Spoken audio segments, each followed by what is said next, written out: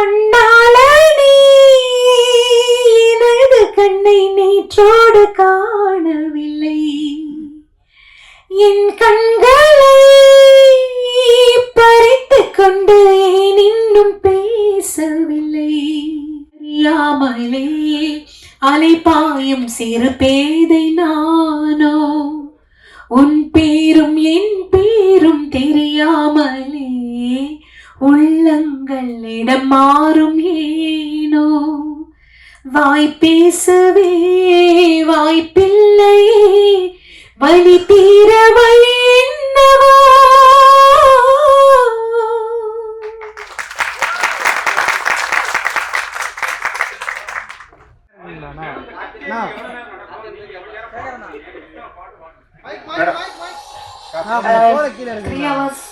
Three hours தான் plan பண்ணியிருக்கோம்.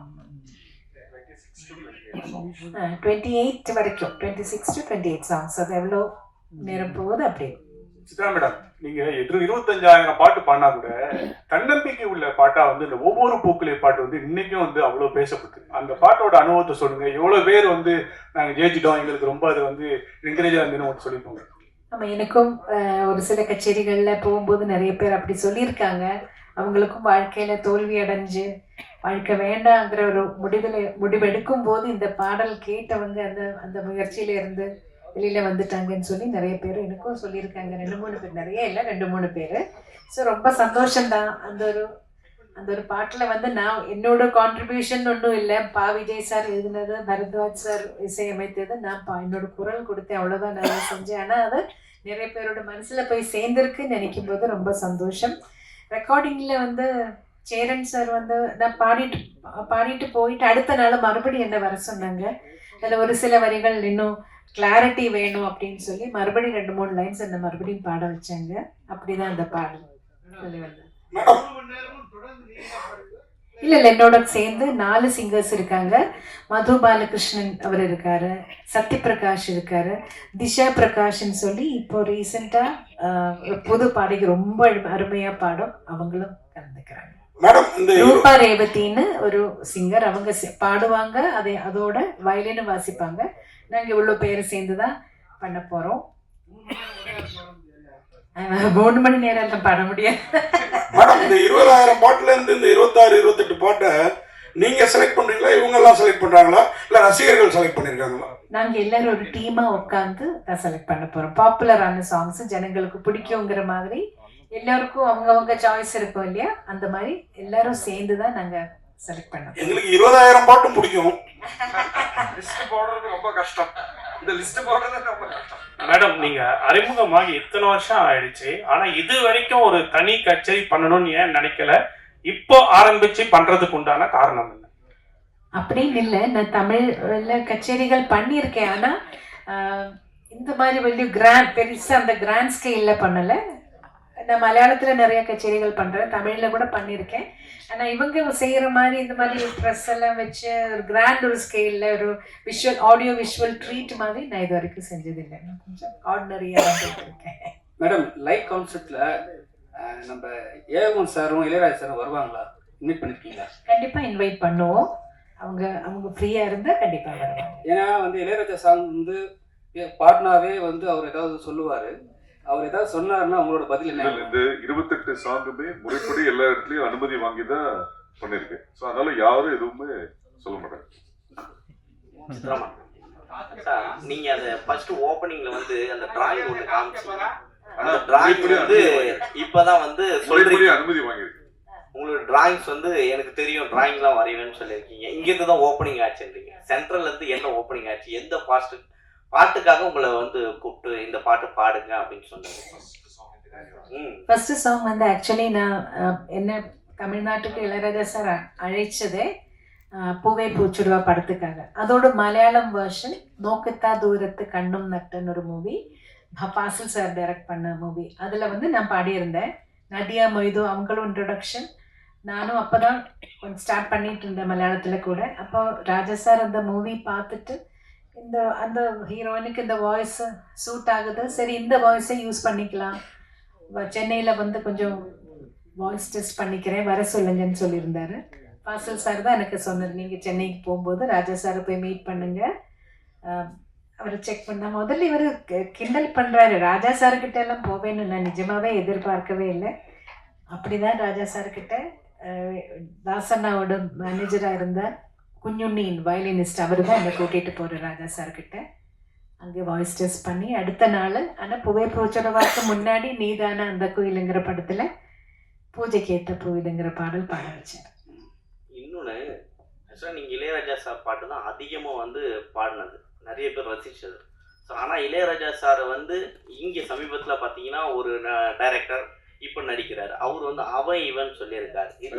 பாடகர் யாருமே கண்டனம் தெரிவிக்க. பாலா ஒரு நிமிஷம் பாலா இது வந்து அவங்க என்ன சொன்னாங்கன்னா, இப்ப இவரு கேட்டாரு, நம்ம வெற்றி சொன்னாரு இவ்வளவு வருஷம் ஜேர்னில ஏன் கச்சேரி பண்ணலன்னாங்க. அந்தந்த சின்ன சின்ன கச்சேரி பண்ணும்போது இவ்வளவு மீடியா முன்னாடியும் இவ்வளவு ஆட்கள் முன்னாடியும் பண்ண வேண்டிய ஃபர்ஸ்ட் டைம் பண்ணும்போது இந்த கேள்வி இந்த இடத்துக்கு தேவையில்லாது. நம்ம தனியா அவங்க ரூம்ல இருக்கும் போதோ இது கேட்டுக்கலாம்.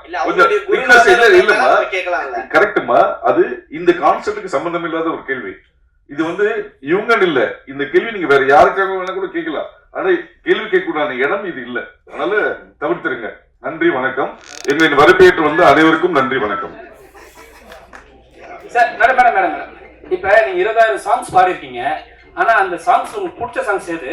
ஏதாவது ஒரு சாங்ஸ் மிஸ் பண்ணிருப்பீங்க, என்னை விட அந்த வேற யாராவது பெரிய ஆர்டிஸ்ட் சம்திங் பாடிருப்பாங்க, அது ஏதாவது சாங்ஸ் ஞாபகம் இருக்கா உங்களுக்கு? மிஸ் ஆன சாங்ஸ் இருக்கு, அதெல்லாம் என்ன பாட்டுன்னு எனக்கு தெரியாது. இப்போ ஒரு ராஜா சார் ரெக்கார்டிங் கூட சம்டைம்ஸ் இருக்கலாம், ஏஆர் ரஹ்மான் அவரோட ரெக்கார்டிங் கூட சம்டைம்ஸ் கூப்பிடும்போது நான் ஊர்ல இல்லைன்னா அந்த சாங் நான் மிஸ் ஆயிடும். அது எந்த பாட்டுன்னு எனக்கு தெரியாது, இல்லை அது வேற யாரோ பாடி அது வெளில வந்திருக்கும். அது என்ன அந்த மாதிரி நிறைய இடத்துல எனக்கு மிஸ் ஆயிருக்கு. ராஜா சாரோடதும் மிஸ் ஆயிருக்கு, ஏஆர் ரஹ்மான் அவரோடதும் மிஸ் ஆயிருக்கு. நிறைய மியூசிக் டைரக்டர்ஸ் கிட்ட நான் கொஞ்சம் டிராவல் பண்ற டைம்ல வேற ரெக்கார்டிங்ஸ் நிறைய மிஸ் ஆயிருக்கு. எனக்கு இந்த உருவத்துல டான்ஸ் பண்ண எப்படி இருக்கும்? மேடம் வாழ்த்துக்கள். முதல்ல இந்த 28 சாங்ல நீங்க பண்ணது மட்டும் தானே இல்ல மத்த சிங்கர்ஸ் பண்ணது இருக்க போதா? நான் பண்ண சாங்ஸ் தான் இருக்கும்.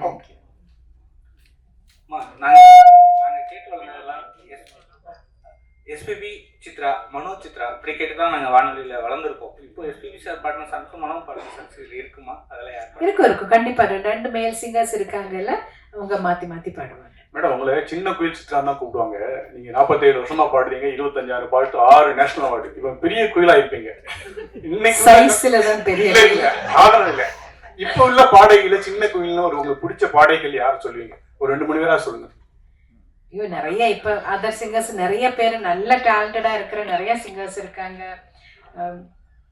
அஃப்கோர்ஸ் ஸ்ரேயா கோஷல், ஸ்வேதா, சின்மயி, சொல்லிட்டே போல நிறைய இருக்காங்க. ரொம்ப டேலண்டடா இருக்கிற நிறைய சிங்கர்ஸ் இருக்கு. ஒவ்வொரு பாடல் கேட்கும் போது அந்த சிங்கர் கிட்ட நம்மளுக்கு ஒரு ஐயோ ரொம்ப அழகா பாடுறாங்களா அப்படின்னு தோணும்.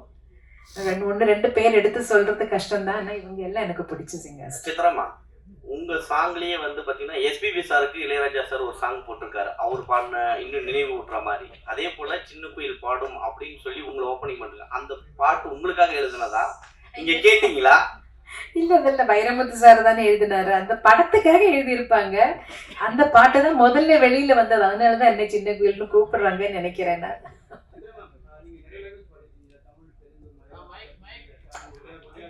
ஒரு நிமிஷம் பாலாஜி, ஒரு நிமிஷம் மைக்ல. சித்ரா மேம் வணக்கம் அண்ட் வாழ்த்துக்கள். நீங்க நிறைய லாங்குவேஜ் பாடிருக்கீங்க, எஸ்பெஷலி தமிழ், தெலுங்கு, மலையாளம், கன்னடம், ஹிந்தி, அசாமி, ஒரியா, குஜராத்தி, போஜ்பூரி, ஹரியான்வி, துளுன்னு மிஸ் பண்ண லாங்குவேஜ் இது. நீங்க இந்த லாங்குவேஜ் மட்டும் பாடாம விட்டுட்டோம், ஏன்னா இந்தியன் லாங்குவேஜ் எல்லாமே பாடிருக்கீங்க. பஞ்சாபி பாடியிருக்கேன். ஆமா, எந்த லாங்குவேஜ் மிஸ் பண்ணிட்டீங்க? குஜராத்தி பாடல நினைக்கிறேன். சரி, இன்னொரு கேள்வி, நீங்க எது பாடினாலும் அந்த வார்த்தைகள் ஸ்பஷ்டமா இருக்கும், அந்த லாங்குவேஜ் வந்து அவ்வளவு உணர்ந்து பாடுவீங்க. என்ன லாங்குவேஜ்ல எழுதி பாடுவீங்க ஜெனரலா? நான் இப்போ எனக்கு தமிழ் எழுத படிக்க தெரியும், தெலுங்கு நான் எழுதி படிப்பேன், ஹிந்தியும் நான் வரும்போதே எங்களுக்கு கேரளாவில் ரொம்ப மஸ்டாக ஹிந்தி கற்றுக்கணும் எல்லாரும், அதனால ஹிந்தி எழுத படிக்க தெரியும். பேச தான் வராது, என்னன்னு அந்த பழக்கம் இல்லாதனால என்னோட புக்கில் நான் எழுதிக்கும் போது நான் மலையாளத்தில் தான் எழுதுறேன்னு எனக்கு இன்னும் மோர் ஈஸியர். அதனால ஒரு ஃபைனல் கொஸ்டின், நீங்க பாட ஆரம்பிக்கும் போது ஃபுல் ஆர்கெஸ்ட்ராவோட எல்லா ரிதம் செக்ஷன் எல்லாமே சேர்ந்து வாசிப்பாங்க. மேல் சிங்கர், ஃபீமேல் சிங்கர் வந்து போட்டி போட்டு பாடுவாங்க. இவங்க ஒரு சங்கதி போட்டு அவங்க ஒரு சங்கதி போட்டு அப்படியே அந்த பாட்டு அவ்வளோ அழகாக வரும். பட் இப்போ நீங்கள் வந்து ஒரு பஞ்சிங் சிஸ்டமில் நீங்கள் தனியாக பாடுறீங்க, வயலின் தனியாக எடுக்கிறாங்க, கிட்டார் தனியாக எடுக்கிறாங்க, ஃபுல் ஆர்கெஸ்ட்ரிஸ் தனியாக எடுக்கிறாங்க. அந்த ஃபீல் மிஸ் ஆகுதுன்னு நினைக்கிறீங்க? அப்போ பாடும்போது இருந்த அந்த உயிர் கண்டிப்பா அந்த ஃபீல் மிஸ் ஆகுதுன்னு தான் சொல்லுவேன் நான். அது வந்து அப்பால ஒரு குடும்பமா எல்லாரும் மியூசிஷியன்ஸ் எல்லாரும் என்னை விட ரொம்ப ரொம்ப சீனியர் மியூசிஷியன்ஸ் எல்லாம் இருந்து அவங்களோட அட்வைஸும் எனக்கு கிடைச்சிட்டு இருந்தது. நான் சின்ன பொண்ணா பாட ஸ்டார்ட் பண்ணும்போது பெரிய பெரிய வீணா பிளேயர்ஸ், அந்த மாதிரி ரிதம் வாசிக்கிறவங்க, சீன குட்டி சார், அந்த மாதிரி இவங்க எல்லாம் பெரிய சீனியர்ஸ் இருந்தாங்க. இவங்க எல்லாம் வந்து அட்வைஸ் பண்ணுவாங்க அந்த டைம்ல எல்லாம் ஏதாவது. அப்போ எனக்கு ஒரு கிளாஸ் அங்கேயே கிடைச்சிட்டு இருந்தது. முதல்ல ரெக்கார்டிங், லைவ் ரெக்கார்டிங் நடந்துட்டு இருக்கும்போது ஒரு குடும்பமா இருந்து எல்லாரும் இப்ப பிரிஞ்சு போன மாதிரி, இப்ப யார் யாரு இருக்காங்க, யார் யாரு உயிரோடு இருக்காங்கன்னு கூட தெரியாத மாதிரி ஆயிப்போச்சு. இப்ப அதுல ஒரு பெரிய ஒரு சங்கடம் எனக்கு உண்டு. ஏன்னா எல்லாரும் அந்த ஒரு குடும்பமா இருந்த அந்த ஒரு யூனிட்டி போயிடுச்சுன்னு நினைக்கிறேன். இப்ப எல்லாரும் தனித்தனியா ஒரு இடத்துல ரெக்கார்ட் பண்றாங்க. கூட யாரு மேல் சிங்கர்னு கேட்டா கூட சம்டைம்ஸ் டிசைட் பண்ணல, இனிமே தான் டிசைட் பண்ணணும்னு கூட சொல்லுவாங்க. ஸோ எல்லாமே அப்படி தனிமையிலே ஆயிப்போச்சு. ஜானகி அம்மா பத்தி ஒரு வார்த்தை சொல்லுங்க. சேர்ந்து நிறைய பாடல் பாடிருப்பீங்க, ஃபீமேல் டுவைட்லாம். ஜானகி அம்மாவோட நிறைய சேர்ந்து பாடல, 2-3 சாங், மேபி ஒரு 5-6 சாங்ஸ் அம்மாவோட சேர்ந்து பாடியிருப்பேன். ஏன்னா என்னோட வாழ்க்கையில, என்னோட கரியர்ல அவங்களோட இன்ஃப்ளூயன்ஸ் ரொம்ப இருக்கு. நான் பிறந்ததுல இருந்து கேட்டு வளர்ந்தது சுஷீலம்மா, ஜானகி அம்மா, வாணி அம்மா, ஜமுனாராணி அம்மா, ஜிக்கி அம்மா, அவங்களோட பாடல்கள் கேட்டுதான் வளர்ந்தேன். ஆனா ஜானகி அம்மா கிட்ட இன்னும் ஒரு ஸ்பெஷல் அட்டாச்மெண்ட், அம்மாவோட நேச்சர் அப்படின்னு நினைக்கிறேன். ரொம்ப நம்மளே ஒரு அம்மா மாதிரி எப்பயும் அணைச்சிப்பாங்க. ரொம்ப அவங்க ரொம்ப சாப்பாடெல்லாம் ஊட்டி விடுவாங்க, யாருக்கும் தெரியாது அந்த விஷயம் எல்லாம். அவங்க வீட்டுக்கு போனா அவங்களே பெசஞ்சு அவங்க கையால ஊட்டி விடுவாங்க. ஸோ அதெல்லாம் வேற எங்கேயுமே கிடைக்காது. என்னோட பெத்த தாய் கொடுத்ததுக்கு அப்புறம் ஜானகி அம்மா தான் கொடுத்துருக்காங்க. ஸோ அதெல்லாம் எனக்கு ரொம்ப ஸ்பெஷல். அதனால அவங்களுக்கு எப்பவுமே என்னோட மானசீக குருவா என்னோட மனசுல ஒரு ஸ்பெஷல் இடம் உண்டு. ரொம்ப நன்றி, தேங்க்யூ. 2 வரிகள் எங்கே எனது கவிதை உங்க குரலை கேட்ட சந்தோஷம். நன்றி. எங்கே எனது கவிதை,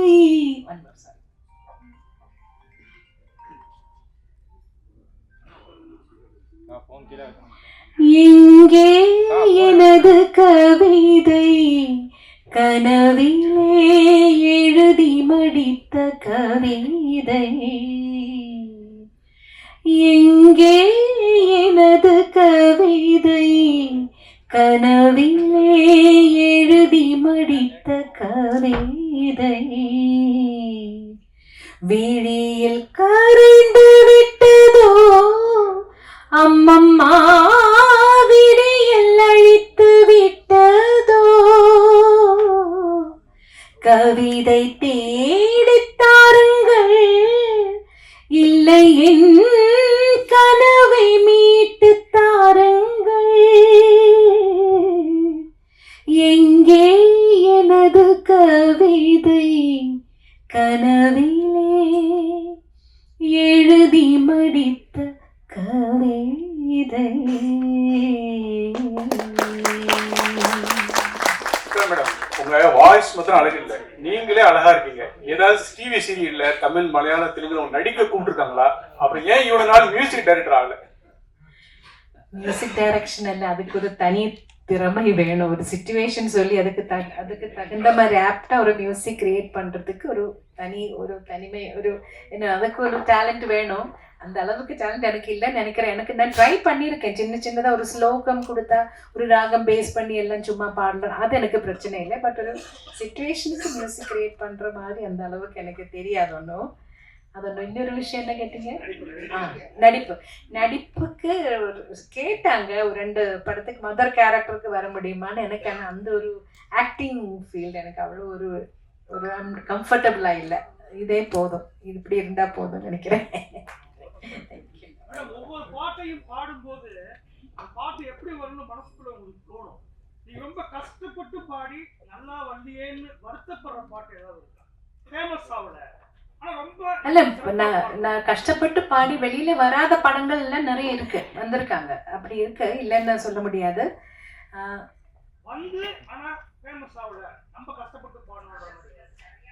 அந்த மாதிரி நினைச்ச அளவுக்கு ஒரு வெற்றிகரமா போகாத படங்கள் இருக்கு. எதுன்னு இப்ப நீங்க கேட்ட டக்குன்னு எனக்கு சொல்ல முடியல. பட் இருக்கு அந்த மாதிரி நல்லா வரணும்னு நினைச்சுக்கிட்டது எங்கேயுமே எட்டாம போன சாங்ஸ் கூட வந்திருக்கு நிறைய. கஷ்டப்படுறது எல்லா பாட்டுக்கும் ஒரே மாதிரி தான் நம்ம எஃபர்ட் போட்டு தான் பாட போகிறோம். எதுவுமே ஈஸியாக பண்ணி இது கிடையாது. எல்லாத்துக்கும் அதோட ஒரு நம்ம எஃபர்ட் கண்டிப்பா போட்டுதான் ஆகணும். ஆமா ஆக்சுவலா உங்க கூட வந்து அவங்களுக்கு கேட்டுட்டு அவங்களும் வீடியோ சொல்லுங்க சார். இவ்வளவு லாங்குவேஜ்ல உங்களுக்கு பிடிச்ச லாங்குவேஜ் எது, பிடிச்ச பாடல் எது? ஐயோ அது கஷ்டம் அதை சொல்றது.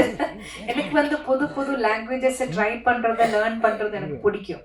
எனக்கு ட்ரை பண்றது ரொம்ப இஷ்டம். ஆனா தெரியாத லாங்குவேஜ் பாடும்போது இப்ப தெரிஞ்ச லாங்குவேஜ் பாடுற அளவுக்கு ஈஸியா இருக்காது. கண்டிப்பா ஒவ்வொரு வார்த்தையோட மீனிங் என்னன்னு கேட்கணும், அதை அவங்க எப்படி உச்சரிக்கிறாங்கன்னு கேட்கணும். அதுக்கு நானே ஒரு கோடு லாங்குவேஜ் சைன் லாங்குவேஜ் மாதிரி போட்டு நான் ப்ரொனன்சியேஷன் சரியா வரணுங்கிறதுக்காக அது இன்னும் ஜாஸ்தி டைம் எடுக்கும், இன்னும் ஜாஸ்தி எஃபர்ட் போடணும்.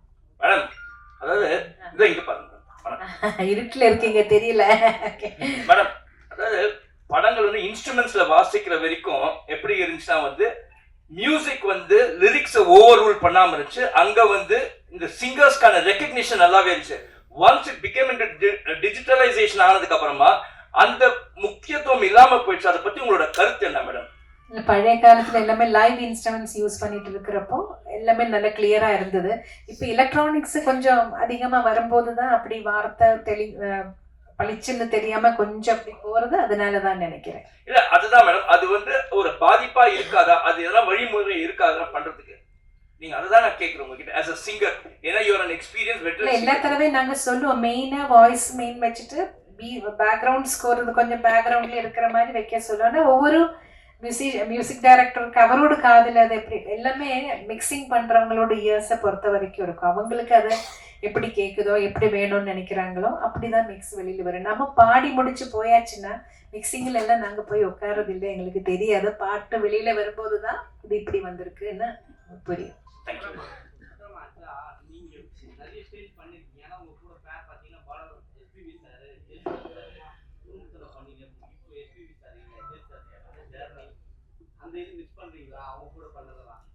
கண்டிப்பா மிஸ் பண்றோம். நான் ஸ்டார்ட் பண்ணது ஜெயசுதாஸ் சாரோட. அவர்கிட்ட இருந்து ஒவ்வொரு கச்சேரியில ரெக்கார்டிங்ல கூட பாடின அனுபவமே எனக்கு என்னோட மியூசிக்கல் ஜேர்னில ரொம்ப ஹெல்ப் பண்ணியிருக்கு. ஒரு மைக் எப்படி ஃபேஸ் பண்றது, அதுல அந்த பாப்பர் ஸ்டாப்பர் இல்லாம முன்னாடி எல்லாம் அந்த ஃபில்டர் இல்ல, பாப் ஃபில்டர் இல்லாம அது ப்ளோ வராம பாப்பு வராம எப்படி பாடுறாங்கிறதெல்லாம் அவங்க உச்சரிப்பில் அதெல்லாம் அது ஒரு டெக்னிக். அவங்களுக்கு தெரியும் அவ்வளோ வருஷம் எக்ஸ்பீரியன்ஸ்ல. அதெல்லாம் அவங்க கூட நின்று பாடினதுல நான் கொஞ்சம் கொஞ்சம் அவங்க கிட்ட இருந்தெல்லாம் கத்துக்கிட்டேன். ஒவ்வொரு வார்த்தை சொல்றது எப்படி, எக்ஸ்பிரஷன் எப்படி கொடுக்குறாங்க ஒவ்வொரு பாட்டுல அதெல்லாம். அதே மாதிரி எஸ்பிபி சாரை பற்றி சொல்லும்போது எனக்கு வந்து தமிழ் லாங்குவேஜ் தெலுங்கு லாங்குவேஜ் ரெண்டும் அவ்வளோ எனக்கு ஸ்பஷ்டமா வர்றதுக்கு முன்னாடி ரொம்ப ஹெல்ப் பண்ணியிருக்காங்க. ஒவ்வொரு வார்த்தையோட இந்த வார்த்தைக்கு என்ன மீனிங், அதை எப்படி பாடினா அதை அந்த எக்ஸ்பிரஷன் எப்படி வரும், இந்த மாதிரி நிறைய அவரோட சேர்ந்து பாடினதுல நான் கற்றுக்கிட்டேன் சார்கிட்ட இருந்து. அது மட்டும் இல்லை, ஒரு ஹியூமன் பீயிங்கா எப்படி கூட இருக்கிற கலைஞர்களோட அவரோட சேர்ந்து பணியாற்றுறவங்களெல்லாம் எப்படி அன்பா எவ்வளோ பாசத்தோட அவங்களுக்கு எவ்வளோ கேர் பண்ணுறாங்கங்கிறதும் நான் நிறைய தடவை விட்னஸ் பண்ணியிருக்கேன். அமெரிக்கால எல்லாம் போகும்போது நாங்கள் ஒரு கச்சேரி முடிச்சு அடுத்த நாள் ஃப்ரைடே சாட்டர்டே சண்டே 3 நாளைக்கு கச்சேரி இருந்தா, இப்போ சாட்டர்டே கச்சேரி முடிச்சு சண்டே தூங்காமல் எல்லாம் ரொம்ப டயர்டாக இருப்போம். வந்தா ஹோட்டலில் வந்து 12 மணிக்கு தான் செக்இன் டைம். நம்ம வந்து 9 மணிக்கு வந்துட்டோம்னா 12 மணி வரைக்கும் வெயிட் பண்ணிட்டே இருக்கணும் ரூம் கிடைக்கிறதுக்காக. ஆனால் எஸ்பிபி சாருக்காக ரூமை அவங்க சீக்கிரமா ரெடி பண்ணி அவங்களே அனுப்பிச்சிடுவாங்க. மற்றவங்க வெயிட் பண்ற வரைக்கும் சாரு சொல்லுற நீங்க என்ன மட்டும் அனுப்பிச்சிடுவீங்க, அவங்க எல்லாம் என்னோட மை பாய்ஸ் அவங்க எல்லாம் வெயிட் பண்ணிட்டு இருக்கும்போது நான் மட்டும் போய் ரெஸ்ட் எடுக்க முடியாதுன்னு அவரும் அந்த லாபியிலே அவ்வளோ நேரம் உட்காந்த அனுபவம் எல்லாம் இருக்கு. வேற யாரும் அப்படி எல்லாம் பண்ண மாட்டாங்க. ஸோ அதெல்லாம் பார்க்கும்போது இப்படி ஆளுங்க இருக்காங்க, இப்படிதான் இருக்கணுங்கிறது ஒரு பெரிய பாடமா. மேடம், நீங்க பாடிய இத்தனாயிரம் பாடல்கள்ல பல்லாயிரக்கணக்கான பாடல்கள் முணுக்கு மடியா இன்னைக்கும் நினைவு வச்சிருக்க மாதிரியா இருக்கு. ஆனா சமீபத்துல வரக்கூடிய பாடல்கள் எதுவுமே ஒரு வரி கூட புரிய மாட்டேங்குது. இதை நீங்க எப்படி பாக்குறீங்க மேடம்? காலத்தோட மாற்றங்கள், அதை வந்து குறை சொல்றதை விட அதோட கூட என்ஜாய் பண்ணி போறதுதான் பெட்டர்ன்னு நினைக்கிறேன் சார். மேடம் மேடம்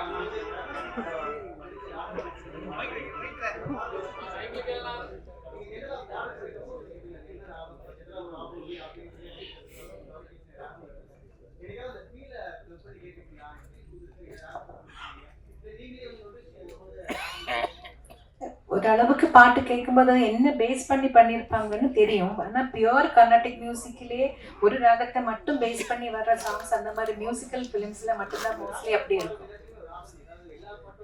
ஆனால் அது அதுலேயே பியூர் ராகத்துலேயே இருக்கணும்னு ஒன்றும் கட்டாயம் இல்லை. அது ஃபீலுக்காக ஒரு நோட் மாற்றி கூட பாடினாலும் அதை என்ஜாய் பண்ணுவாங்க. அது ஒரு ஸ்பெஷல் ஒரு ட்ரீட்டாக இருக்கும் சம்டைம்ஸ். ஸோ ராகம் என்ன இருக்கும்னு ஓரளவுக்கு கேட்கும்போது ஓரளவுக்கு தெரியும். ஏதாவது தெரியாத ராகமா இருந்தா சாரே சொல்லுவாரு, இது இந்த மாதிரி ராகத்துல பண்ணியிருக்கேன், இது நோட்ஸ் இப்படி வரும்னு அவர் முதல்ல சொல்லுவார். மேடம் இப்ப நீங்கெல்லாம் வந்து கஷ்டப்பட்டு பாடி ஜெயிச்சு வந்திருக்கீங்க. இப்ப வர ஆர்டிஸ்ட் எல்லாம் வந்து அவங்களே தனிச்சே பாடி பெரிய லெவலில் பேசப்படுது. அதை நீங்க எப்படி பாக்குறீங்க? ஏன்னா ஸ்பெசிஃபிக்கா தனுஷ் சார், சிம்பு சார்லாம் பாடினாவே மில்லியன் வியூஸ் போகுது. நீங்க அதெல்லாம் எப்படி பாக்குறீங்க? ஏன்னா கஷ்டப்பட்டு வந்துருவீங்க, அதுதான் கேட்குறேன். இல்லை, ஒரு படத்துல எல்லாரும் கஷ்டப்பட்டு தான் பாடுறாங்க. அவங்கவுங்க படத்துல அவங்களே பாடணும்னு அவங்க ஆசைப்படும் போது அவங்க பாடட்டுமே. அதுல இப்போ என்ன, நம்மளுக்கு ஒன்றும் இல்லை. எனக்கு வர வேண்டிய பாடல்கள் வருது, நான் சந்தோஷமா எனக்கு என்னால என்ன முடியுமோ அதை பாடி கொடுத்துட்டு போயிட்டே இருப்பேன்.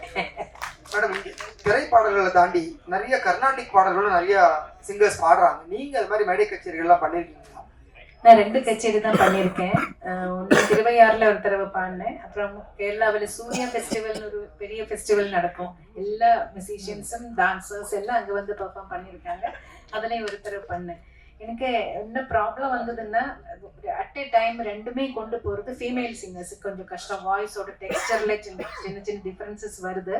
அதனால தான் நான் இப்போ நிறைய ஃபிலிம் சாங்ஸில் பிஸியாக இருந்ததுனால அதுலேயே கொஞ்சம் ஜாஸ்தி கான்சென்ட்ரேட் பண்ணேன். அதான் ஏதாவது 2 லைன் கர்நாடிக்.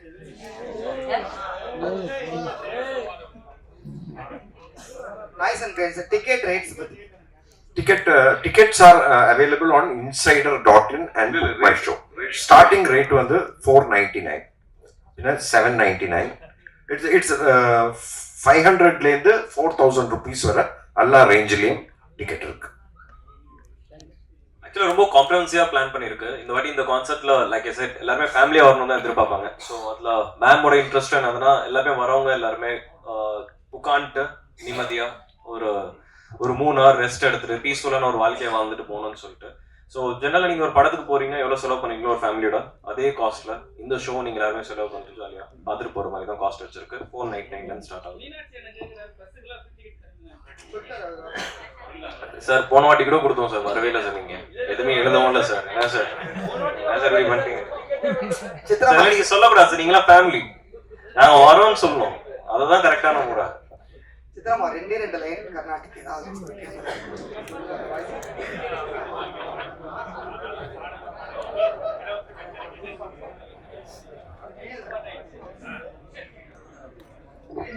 ஒரு நிமிஷம் உட்காருங்க. கிருஷ்ணா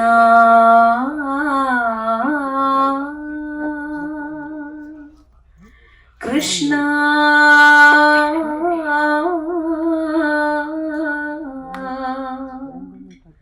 கிருஷ்ணா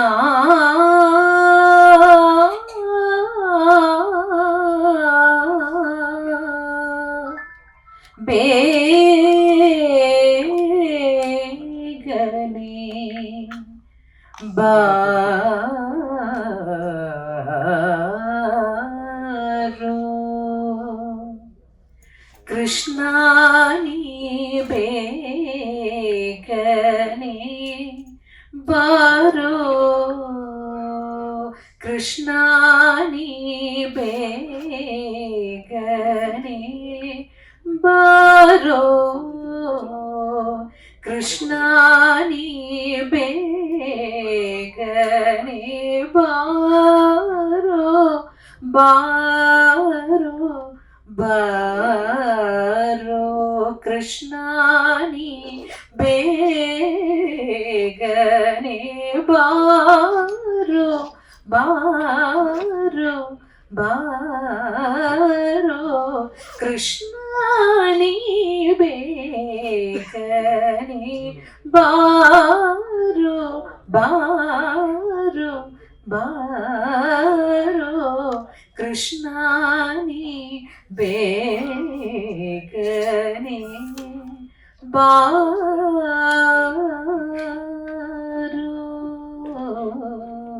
பாரோ